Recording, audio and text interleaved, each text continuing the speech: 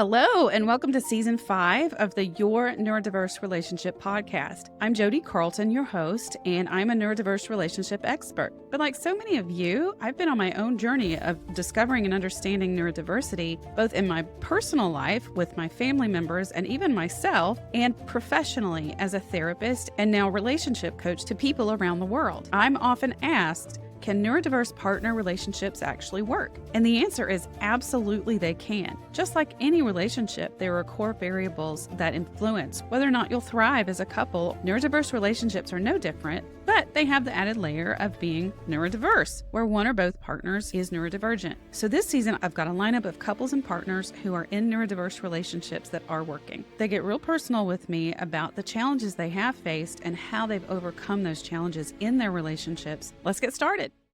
Today is part 2 of my chat with Mike and Amy. So if you missed part 1, be sure and go back and listen to it because they share their story, their journey of how they discovered that Mike is autistic. And I know that a lot of you are going to relate to their journey. They also talked about strategies that they've used to make sure that the way they're living their life is workable and compatible with each one of them so that they can have a flourishing relationship. So let's see what they have to say today. Right before we started recording, you mentioned how when you were looking into this for couples, there was just all this like negative, dire outlook information out there. And I know I see that with people who are coming to me and they're like, oh gosh, it's autism. It's just this real negative thing. So talk to me about what your experience was with that and how you, or if you've been able to turn that around some. Yeah, we saw that all the just kind of negative stuff where it seemed like, well, if you're in this kind of relationship, it's doom and gloom and it's not going to work. And I mean, yeah, that is very disheartening when you're just kind of getting your legs under you with this new understanding. And it doesn't even make sense because I think something you said too, it's like, I mean, not all neurotypical relationships work out. Like neurodiversity isn't the only thing that comes into a relationship. It's just like one of the things. I think it's hard because there's like neurodiversity is still kind of a fraught topic. And there's a lot of value and self-worth and stuff like that comes into play. So when you can get sort of to the acceptance point, which I think takes people a minute, especially when, well, I'm just guessing, I feel like it was easier for me because I'm not the one who had to change my whole understanding of my world. So I feel like, I could get there faster. Well, that's fine. Your brain's wired differently. But I think when you're the person who's going, oh my God, I have this earth-shattering realization, it takes a minute to get to the point of being like, your brain's not worse. It's just different. It's not, we're an equal footing. You're not the only person who has to change. We both have to change.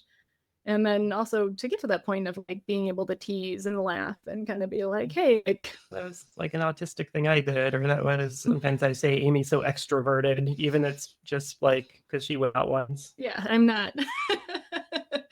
But just comparatively. Yeah, since I'm like the most introverted.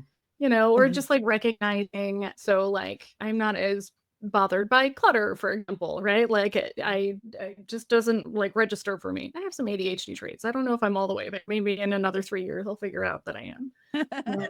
And clutter really bothers Mike, and so he'll organize everything into these piles, and like the piles make no sense to me. And when he does this, I can't find anything. And that like used to be the kind of thing that would like drive me just bonkers, and now we just like laugh. I'm like, oh no, you made all your little piles again, or I'm kind of the person of the house that finds things like, oh, we can't find this library book. Dad or Mike, can you find this library book? And I'm like, oh yeah, I just like walk right to it. It's right here. Yeah, we'll literally be like, can you use your autistic superpowers to find the lost item? Oh, I love that too, because autism does have its, what I call superpowers, or there are traits that are so beneficial. And can you speak more on that? Because there's so much focus on the deficits and the challenges, which exist. But so you just talked about how you use that ability to help with the family. Are there other abilities that you can think of where Mike's autism is actually really beneficial to you as a couple and as a family? Mike does all the tedious stuff that I can't handle doing.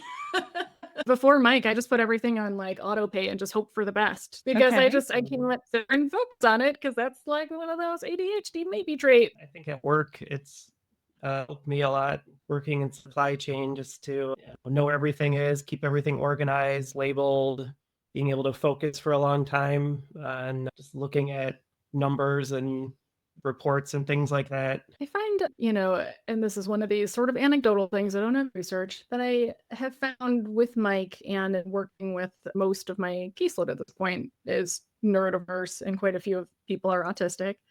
I find that autistic guys too, like often, not always, seem to me to just come across as maybe a little bit gentler, like a little bit sweeter. Sorry, neurotypical guys. But I think that that is something that, like, even in our relationship and seeing Mike as a dad, he's so sweet with kids that I can totally remember when they were little and they would just do like the imagination games that I sometimes do not have the patience for because I don't know what the script is. And I get tired of being told that whatever I said is wrong. That Mike could just patiently follow behind them. And he was fine with that. That was the kind of thing that I could handle, but I really appreciated. I think what you just described is what draws so many women in particular. So when we're talking about the autistic male and autistic women have their own unique set of traits of autism. But I hear what you've just said a lot, that there's a safety, a sweetness, just a comfortable feeling with their autistic partners in the beginning. And that's very much what attracted to them, especially if there's any kind of trauma history where there was an unsafe history. But a lot of women are attracted to that. Then what happens is they feel blindsided when an autistic partner starts to go into overload or overwhelm, and then their personality seems to shift, or their behaviors shift and change, and it feels like a bait and switch. So is that something you can relate to, Amy? Well, we kind of laugh about that as well, that we like to joke that Mike tricked me because well, everybody who knows Mike will always be like, oh, Mike is so calm, isn't he? And I am like, Mike is one of the most anxious people I know. Mike is not calm. What Mike is not expressive. So, but I'd say yes, early on, that like not being very expressive, I took probably for calm. And I think that worked well because of the time we met. I was working in a halfway house, like a residential drug treatment recovery facility, which is a pretty intense emotional environment.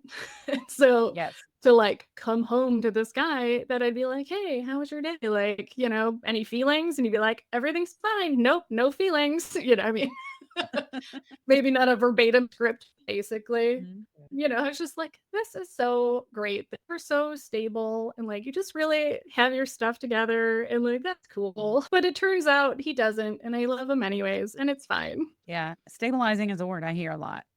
Is my autistic partner felt stabilizing to me in the beginning. Okay, so how you said, okay, so I'm seeing now this is what I thought, who I thought he was, is still who he is, but not for the reasons I thought. So, what kind of challenges do you still face, and how have you addressed those? Sometimes it can be challenging if Mike is in burnout for quite a long time, right? Because he just doesn't have the capacity to participate. But I think where I used to get in this weird spiral where I would be like, well, I'm not allowed to be angry because he's depressed. And then, of course, I still had the feeling, but I've just told myself that I'm not allowed to have the feeling. So then I just feel worse. And I think also going back to the meaning and that kind of like rejection, it'd be a little bit like, well, how dare he, like, so it just get like kind of problematic for me that I'd be very alone and very upset. And now when he's in burnout, if I'm frustrated, I'm like, well, I just get to be frustrated. Like, that's okay. That's a fair thing to feel. But also I'm not necessarily frustrated at Mike, right? I'm like frustrated at the situation. And I can appreciate that Mike is also not enjoying his experience in the situation. So like, it's a different kind of, it's not like a separating anger where I'm lonely. It's just like, well, this is irritating, but like, it's going to be temporary and we'll bounce out of it. And, when we do, it'll be good again. Yeah. I want to hear from you, Mike, on that, but I want to just say that it's the difference between being angry at your partner and angry because the situation exists. And we tend to do much better with this with our children. So, when we have a child who gets a diagnosis of autism or anything really, that's not what we would want for our child. And I'm not saying autism isn't, but anything where it's like, this is not what I was expecting. Even if it's just not even a lifelong diagnosis, but just anything that causes a lot of disruption to our lives. I mean, my son had epilepsy when he was younger, and I couldn't be angry with him that I'm losing a lot of sleep and a lot of, having a lot of stress over that. But it's important for us to embrace our emotions about the situation and be okay, because we don't need to just try to not feel. It's Mhm. important to feel, but not direct those feelings at our partner. And again, we're better at that with our kids. We Mhm. can recognize that our kids are not intentionally causing us distress, but with our partner, sometimes we have a hard time with that. And we want to be like, well, if you could just be different, and Hey, then they're my teammates, so where are you at? yeah, exactly. So, Mike, for you, what would you say, or if you want to respond to anything we said, or what are the ongoing challenges that you still experience? Yeah, with burnout, that's still a factor. I feel like I've gotten better at recognizing when it starts, so I can kind of head it off a little bit so it doesn't build up and turn into a big. I don't really have like meltdowns. I do shutdowns where I kind of totally withdraw and just like need to separate for a long time and close my eyes and listen to music or something. But I think I've gotten better to a sense when that's starting so that it doesn't get to that point. I think also, like for our communication, to being aware of my tendencies and how people that aren't autistic communicate more, and just kind of to not. I think I actually heard it on your podcast about speaking bluntly. I don't remember the term for it, but like having kind of like a, was it harsh startup or something like that, just like have what I want to say in mind, and just like it's suddenly just out there on you. Why is the pantry door open? But really, I'm just like, rather than having it come out like that, just be like, oh, I noticed the pantry door was open. I wonder if there's a reason for that or something like that, just to Mm-hmm. make it more of a gentle delivery. Yeah, and I can't take credit for that. It is in my communication course. John and Julie Gottman, they've given us the most scientifically grounded research in relationships. And so what I've done is taken what they refer to as the soft startup and the harsh startup. The harsh startup is like really critical and aggressive. It can be passive aggressive too, versus the soft startup, which requires us to stop and check in with ourselves and be intentional about how we approach a partner. And then I've taken it in my communication course and adapted it to the neurodiverse couple, because the startup itself can be aggressive, but the words even that are used sometimes can be confusing when you have different brain types and brains that interpret language differently. So communication, yes, is such a key, and recognizing we, like you said, Mike, we actually communicate differently. So we need to kind of slow down and pay attention to what we're saying and how we're saying it. Amy, it looks like you want to respond to Yes. Well, this is a trick I suggest to lots of people. It works really well for us. I don't know if it works for everybody. I will find that I offer scripts like to Mike. So if he is saying something in a way that I do not like, for example, my go-to example is one night the kids were little, Mike still worked late. We have this really steep driveway. If it snows at all, you like cannot get the car up. So I'm like putting the kids down and I'm like, oh, Mike's going to be coming home. It'd be so nice if he could just like get the car up the driveway in the garage and not have to do this. So I like text him and I'm like, hey, like, would like me to go out and like do the driveway so you can get in. I do not want to do this. It is late. It is cold. I am tired. And like a kind of a standard response that Mike has almost stopped saying completely, which I appreciate, is so it's like, yeah, if you want to. And I'm like, Why don't? What? That is not what I am trying to tell you. And so, I mean, that particular evening, I did not do the script thing because I did not have that figured out yet. I just got pissed. But no, when those kinds of moments happen, it'll be like, I think what you mean to say is, and then I will tell him what I want to say. So it'll be like, I think what you mean to say is, thank you, my selfless, darling wife. You are the most thoughtful creature ever to walk the earth. And I usually kind of do it big because I think that's funny. And Mike maybe doesn't repeat verbatim, but he will be like, yes, that is what I meant to say. And so then it's just like another way to acknowledge, like, here's what it is. But I feel like a lot of times that's the thing, is that we have a way we want people to talk to us. They don't. And we just, it's like, well, guess. So I have taken the guesswork out of it. I am so glad you brought up that example, because I know that there are going to be autistic folks listening to this and saying, well, if she's going to offer, does she not mean the offer? If she's offering, why is she even offering if she doesn't really want to? And I think from my non-autistic interpretation of that is that you, Amy, are being thoughtful. You're thinking of him and you're offering it in that if it's really kind of an important thing for him. If he gets that message and goes, "Oh my gosh, that would be so incredible if you could do that for me. It would make, my life so much better." Okay, I'm willing to do this for you. I don't want to, but I'm willing to. But Right. if you're like, good to park at the bottom of the driveway, then I also want you to be like, nah, I'm good. And recognize the gesture where as the autistic person, oftentimes, and this is no slam on you, Mike, but the autistic person will absolutely outsource if someone's willing to take on something. And so if someone's saying, "Hey, I'm willing to do this for you," and it's a demand on the autistic person, it's not taking advantage of them, but it's more of, if you're offering, sure, I will take you up on that. Mike, what are your thoughts on what I'm saying? Yeah, I think the difference between just taking in like the literal words versus the whole idea around it. So I think that I probably am more likely to just hear like this is specifically what was told to me versus the the reading between the lines or something like that. I call it the meta messages. It's like the messages, like you said, reading between the lines. It's like the code behind the actual front facing what's being said. And so, Amy, for you, with that example, have you Mhm. shifted saying to him, "Hey, I'm willing to go shovel the driveway for you if that's really something that would be important to you, but I'd really rather not." So, do you change up how you approach him? I do in some cases, yes. So, one of my kind of like interests here, soapbox that I'll try to keep limited, is I am very interested in like with hetero neurodiverse couples where the woman's holistic and the guy is autistic. I Mhm. think it like really intersects with just sexism in our culture that Mhm. women, we are not socialized to explicitly state our wants and our needs. Like we are kind of punished for that and told that like, oh, you're Yes. selfish. So, just the way that we talk is naturally very like the emotional labor of just like, oh, I noticed that the garbage can is full versus like, I need you to take the garbage out. It stinks. Right. Mhm. So I have been pushing myself to be much more explicit about if there is a Mhm. thing that I want. And it's like an adjustment. It's very uncomfortable, where guys are Yes. not socialized that way. So I think have even neurotypical guys, I think you see that same communication pattern of like, I don't understand that you're to get something because like I don't ever do that.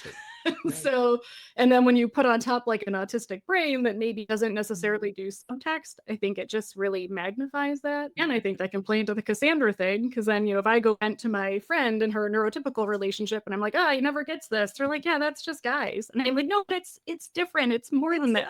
Yeah, it's not quite that. Yeah, I 100% agree with what you just said, and that's why I'm always saying neurodiversity is not the only piece of the puzzle here, because gender differences, like you just mentioned, are huge. And yeah, I think pretty much all women can relate to what you just said. But I can also relate to. I live in the Southeast, and we are Southern Mhm. women. We are very trained and conditioned to be polite and not, like you said, assertive. And if we Deferential. are, yeah, exactly. If we are even just somewhat assertive, then we can really be seen as aggressive Yeah, and we're a and lady. yeah. And so it is a mindset shift in a partnership to feel okay with yourself because you've got this conditioning, this shaming type of conditioning Mhm. to start being more assertive. So often I'm telling my clients, because I'll have this conversation with them and they're like, with women, they're like, "Oh, but I don't want to be rude and I don't want to be Mhm. disrespectful." And I'm like, "Look, chances of you actually getting to that." And I use the Mhm. number line and I'm like, "Okay, so this over here is rude and disrespectful and this is completely, doormat. You're already Mhm. shifted on this end and your version of assertive is not going to get you anywhere close to being rude and disrespectful. So I don't even think you've got it in you. It's And going it to feel helps to like it." Right. It helps to just be able to talk about it too. I know just the other day we had like our shower drain was clogged, and one of Mike's he says he handles the things I find too disgusting to handle. And so I had asked him, I was like, "Oh, can you declog this?" And he said yes. And then of course it wasn't done. And so I took another shower and I was like, "Hey, it's still clogged, like, are you gonna do it?" And he's like, "Sure, sure, no problem." And he's just forgetting. Like it's, something that people do. I would definitely forget that. So by the third time, I just was like, "How do you want me to remind you about this? Because I don't want to be nagging, but also I'd really like it to be done." And then he was like, Yeah. "I'll take the screwdriver and I'll just go do it right now." And I was like, "Well, that sounds great." Yeah. So I think being able just to put your finger on like, this is the thing that's bothering me. How do I approach it differently? Let's just like acknowledge what's happening. And even just the question of how do you want me to remind you of this? Because I don't want to be nagging you. That's just an even important thing to communicate, that this is important to me, but I also don't want to become this like gnat buzzing around you. So how, what works for you? And Mike, it sounds like in that moment, that was the moment that you decided to go do it. So, okay, I want to just ask both of you, what messages do you have for, number one, other couples, but also for other therapists and professionals that are working with people like yourselves? So let's start with other couples and partners. What pieces of advice do you have for both autistic and non-autistic, holistic partners? Yeah, just aware of communication, that people communicate differently. It's not like a right or wrong way to communicate. It's just people have it different, and just keep in mind how other people perceive things and other people's wants, and meet your partner halfway on things like that. And I would say, both from being in this dynamic and having worked for a while with couples, one message specific for the holistic partners is like, be patient. Because, I think a lot of us, we figure it out first, even if we don't know what it is. We just like know something's happening. And I think there can just be this huge buildup of like anger and resentment and hurt. And that can make it impossible to get to a good place, right? It's like, I would envision like the holistic partner, it's like a race, and they're like at the finish line. And then the autistic partner has like just figured out they're autistic. And they're like, I do think generally I see good faith efforts to make changes, but they're like 3 feet away from the start point. And the holistic partner, it's so easy to be at the finish line and be like, get here faster. I am, fed up waiting. So I feel like for the holistic partners, just like chill out, work on yourself, find your individual therapist to like get all that anger out, because your friends are not going to understand it unless they have their own neurodiverse relationships. For the autistic partners, well, that's why your partner's pissed. So now keep up the good faith efforts. And I think that is a big thing. All very good advice for everybody. And what thoughts do you have for other professionals who are listening? I mean, what I would say is, in kind of what I do, if somebody thinks that they're neurodiverse, I just don't think it is okay to take that away from somebody. So even if you're like, I don't know, I think understand that so much of that experience is internal. I don't think we get to say for somebody else, like, I'm happy to affirm and say, yeah, I do see that in you, even in cases where it's a little more complex and ambiguous. I'm like, I don't know, it could be a lot of things that are happening. I'm just very willing to accept what somebody else's experience is and help them navigate through that without trying to negate and be like, well, I'm the expert on you. I guess I would like there to be more training in the differences between autism or any neurodiversity versus other similar diagnoses. There's a lot in common with autism, like, we talked about schizoid personality disorder, there's depression, there's all these other ones that have some overlap, but just to be aware of what those differences are and how they actually look in adults and children. Yeah, I second all of that. And I would just add, as far as for other professionals, we're trained to know what our specialties are and aren't. And like, for example, I always knew substance abuse was not my specialty. It's not my training. It was not something I had experience in. So if somebody came to me and they had some coexisting issues, maybe they're dealing with some things that I am trained to work with, but if they're also dealing with addictions, and I would not make any judgment calls about what's going on with that addiction, and would make sure they got to a specialist who that was their expertise. And I would just say that for professionals as well, if someone thinks they may be autistic or ADHD or neurodivergent or in a neurodiverse relationship, if it's not your expertise, then don't make a judgment call on it. Help get them to someone who that is their expertise, because neurodiversity is a pretty massive subspecialty at this point. Well, thank you both for being here. I think so many people are going to relate to everything you've said, and it's a lot of what you've shared is going to resonate. And I love some of your strategies and tools. And I guess one last question I have for you. The whole series is about, can neurodiverse relationships work? So what are your answers? Yeah, sure. Why not? Why wouldn't they? Why wouldn't they? That's exactly how I am. That's almost word for word. I'm like, yeah, of course. Okay. Well, thanks again so much. And I really appreciate you both being here. Thank you for having us on.